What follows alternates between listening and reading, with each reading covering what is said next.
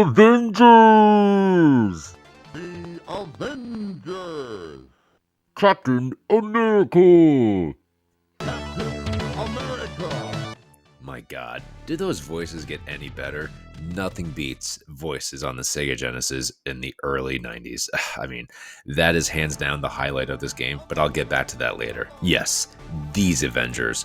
Long before the Marvel Cinematic Universe graced us with some of the most epic superhero movies on the big screen, this was our exposure.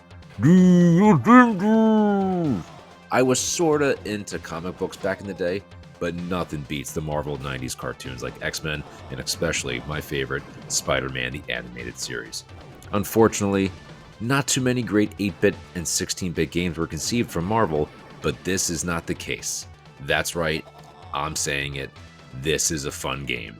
It's not a well-made game, it's not winning any awards or making any top 10 list on a YouTube video, but it's like stepping back into your first car that you ever owned. There's just something comforting and enjoyable being in your first old piece of shit Toyota Corolla. Like the old saying goes, would you rather have a freaky 6 that you love to come back to from time to time? Or the dead fish number 9?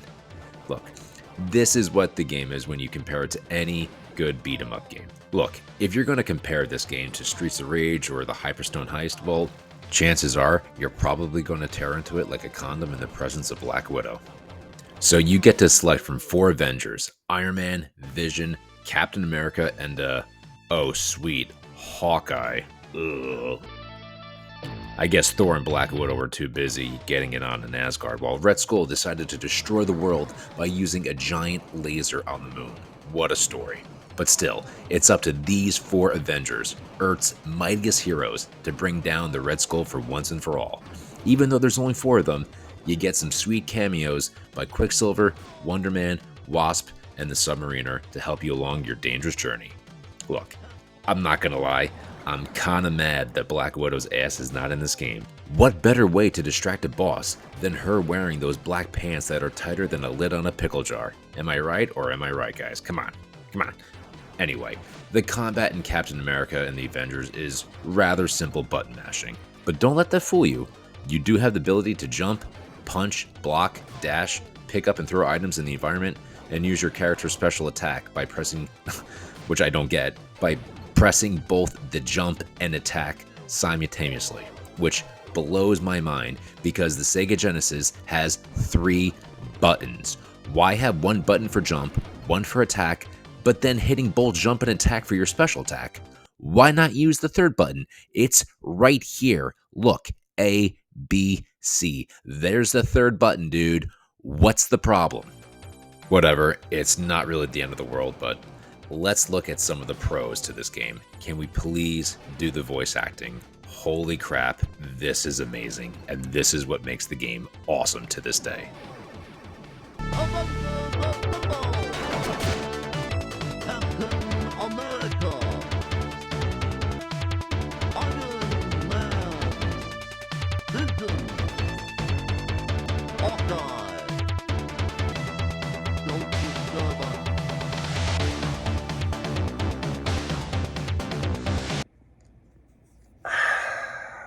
Why should it go well? You can't escape! You will be the one escaping!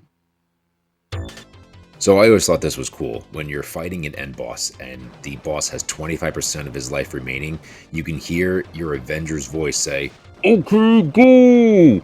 and the music immediately changes to an upbeat hero theme, and it's like supposed to be a morale booster for you to beat him. Here, check it out.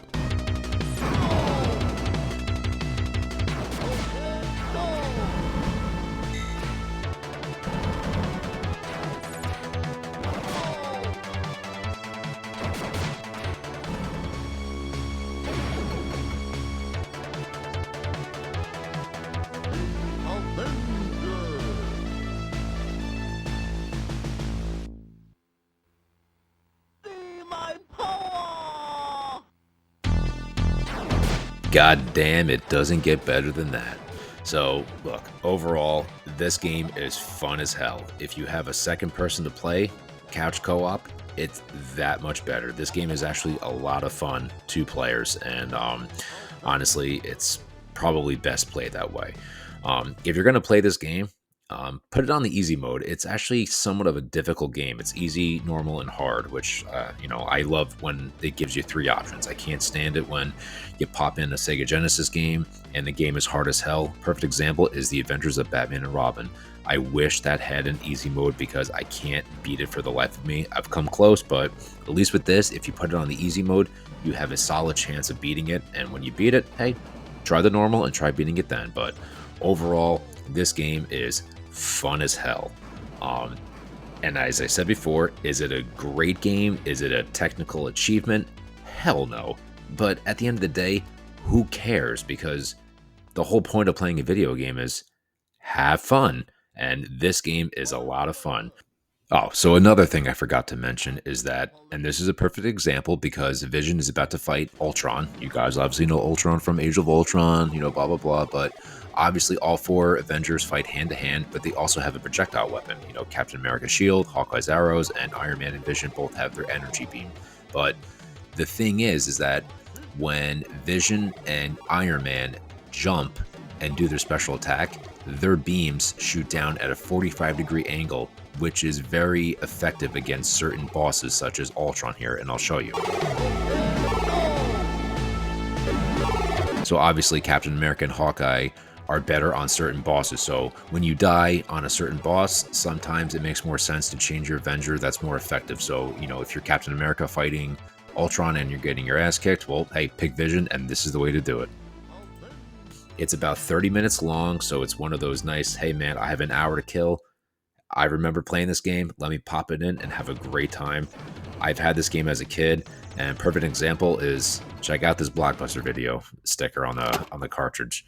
When I was a kid, I used to hate that the sticker was blocking the label, but now that I'm older, I find it kind of cool because it almost shows its history and how old the game is. I don't know.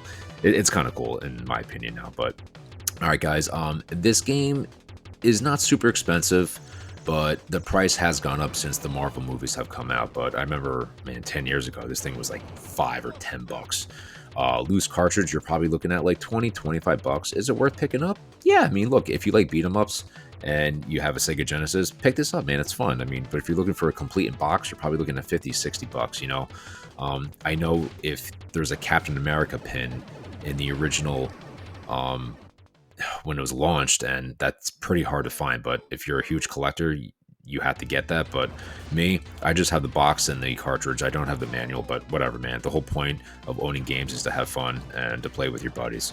All right, guys, thanks for watching, and I'll see you in the next one.